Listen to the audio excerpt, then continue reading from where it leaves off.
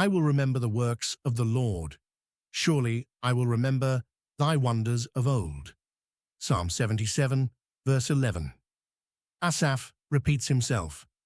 The repetition is not accidental. He said he would remember. The decision to remember requires reinforcement. Asaph drives the stake deeper into the ground with each repetition. The word works covers God's acts in history. These are not impressions or feelings. They are events that happened and were recorded in Israel's worship life. Asaph then sharpens the word. Wonders are acts that exceed natural explanation. They are events that leave no room for alternative interpretations. Asaph anchors his memory to the undeniable. I will meditate also of all thy work and talk of thy doings. Psalm 77, verse 12. Memory moves into meditation. Asaph does not recall events and move on.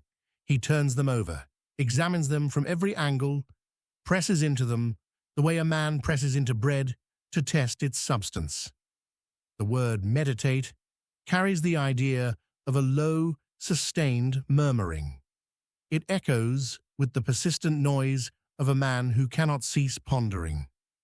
Asaph has been awake through the night, his mind active and restless. He redirects that restlessness from his questions toward God's works. Meditation produces speech. Asaph commits to talk of God's doings. The worship leader who lost his voice in verse 4 finds it again here, not in song yet, but in deliberate declaration. He will speak of what God has done. The sanctuary may be in ruins, but the record of God's acts cannot be destroyed. Asaph carries it with him. Thy way, O God, is in the sanctuary. Who is so great a God as our God? Psalm 77, verse 13. This verse stands as the turning point of the psalm.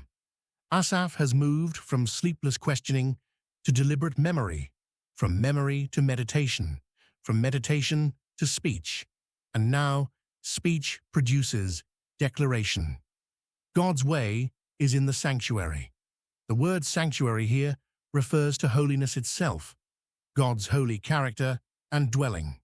God's way of operating, his method of working in history, is rooted in who he is. It cannot be separated from his holiness. The rhetorical question that follows carries no uncertainty. Who is so great a God as our God? The answer requires no argument. The works of the right hand of the Most High have already answered it. No other God has a history like this. No other God has a record of acts that exceed natural explanation across generations of a covenant people. Thou art the God that doest wonders. Thou hast declared thy strength among the people. Psalm 77, verse 14. Asaph moves from question to declaration. God does wonders. The wonders of old are not the last entry in the record. God, who did wonders then, is the God who does wonders now.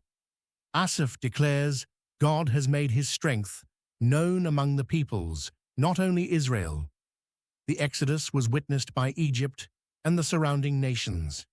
The crossing of the Jordan caused the kings of Canaan to melt in fear. God's strength is public testimony, not private comfort. Thou hast with thine arm redeemed thy people, the sons of Jacob and Joseph. Selah. Psalm 77, verse 15. The arm of God acts in redemption. Asaph names the specific people, the sons of Jacob and Joseph. He reaches back to the patriarchs, grounding Israel's identity in God's choosing and God's delivering, not in their own strength or merit. Then comes the Selah, a pause, a breath held over what has just been declared.